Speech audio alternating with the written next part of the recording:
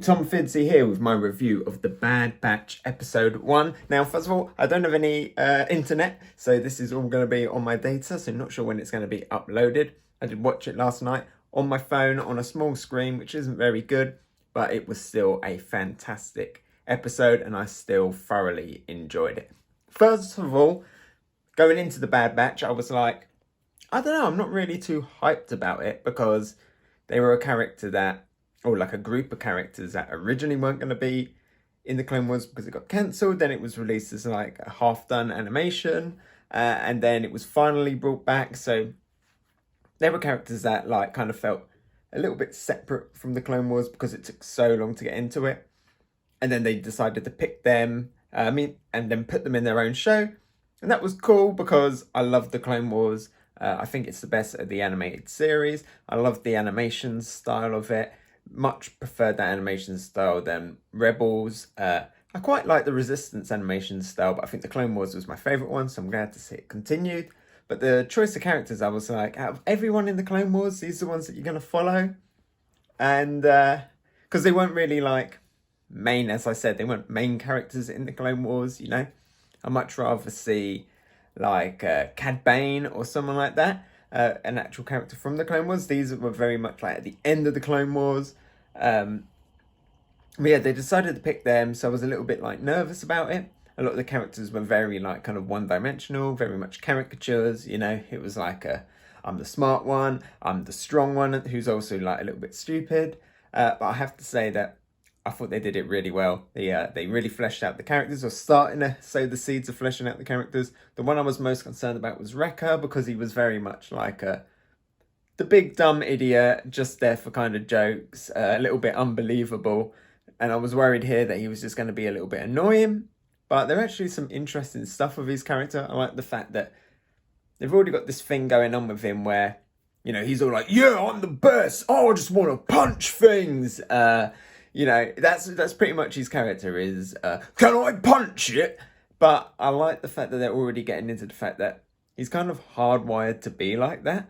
And he was trying to prove that he wasn't. He was getting aggressive. And I quite like that. We saw that he had like a little teddy. So there could be really good character developments for him. So I'm actually really now intrigued in his character. I really like Hunter. I really like them all. I think the only one that kind of didn't really fit in was the Reg. It wasn't really in it as much. But apart from that, the characters, I thought they were really good. I love the new addition of Omega. She was really cute, really sweet character. I was a little bit like, what's this going to be?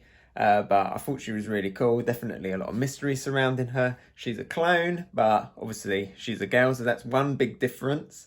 And then also blonde hair as well, another difference. But then there's clearly something else. She seems very empathetic. Is that the word for it? She, you know, can kind of tell people's emotions. She seems very quick to pick up things. You know, I'm worried hopefully we don't get a kind of a Rey situation where she's just good at everything. You know, next she'll be flying the ship and instantly knows how to work all of the buttons, even though in Star Wars nothing is labelled. So a little bit worried about that, but you know, Dave Filoni is on this, so I have absolute faith. Of course, there are rumours, theory, speculation that she might end up being force sensitive. I don't know if they're going to do that. I don't know if they're going to play with force sensitivity in a clone, if it was like created to be force sensitive. That seems like it's very much against what the modern one is, modern kind of view of the force. So we'll see where it goes. But yeah, a really cool character.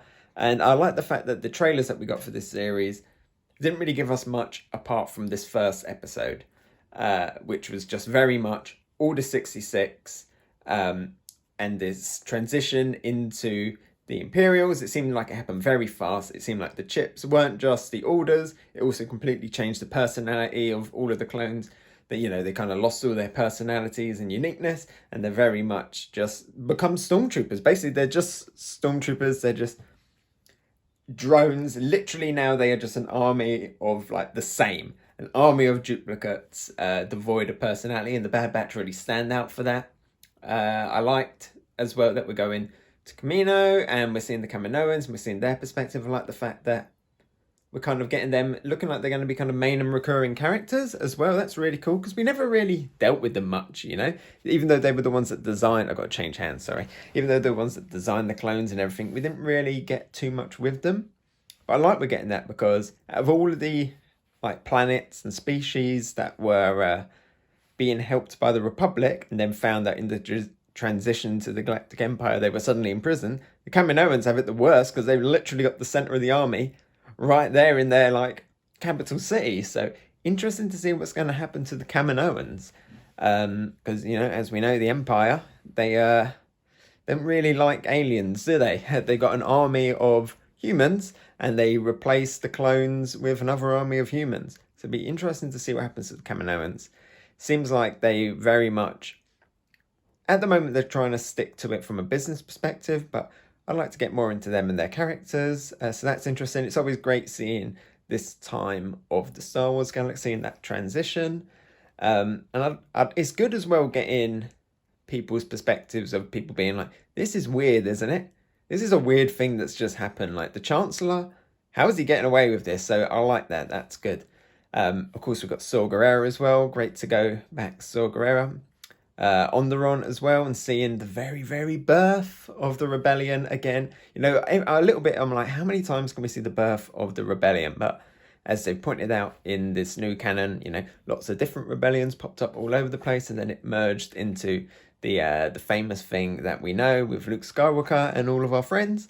So yeah, that's going to be interesting. It looks like the Bad Batch is going to be another squad that kind of, I'm guessing, eventually will fall in line with it, but I have no idea. I don't know where this story is going to go because we didn't get much outside this first trailer, so it's all a big mystery, and that is super exciting for this series. You know, so many times with like Falcon and the Winter Soldier that I've just been reviewing, the trailer showed Falcon swinging the shield around. Spoilers for if you haven't seen that, but here literally know nothing, so it could go anywhere, which is super exciting.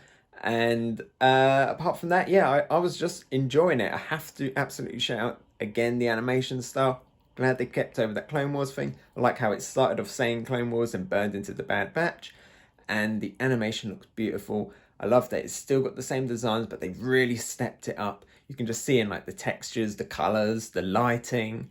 It looks like they've just taken the old models and really like made them Ultra HD 4K. They look so good. I've really noticed like the particle effects and everything, and like the lightsabers and the smoke and the blasters. Every time like a blast hit the mud and it flung up all the mud, they look really good.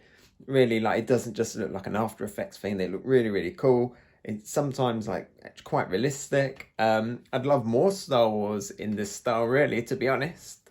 As I said, I've definitely preferred this animation style, the Clone Wars animation style, to what we got in Rebels. And I like the fact that it's also, you know, you've got the droids in it. You've got Wrecker. You've got those classic battle droids with the, I've got to see, what's this? Oh no! Like silly personality. Roger, Roger. But it still seems like it's much more darker, a lot more mature, very much for people that have been and watched the Clone Wars and know the lore. You know, it's not as hand-holding as past shows, and I like that. Yeah, excited, Bad Batch. I'm on board.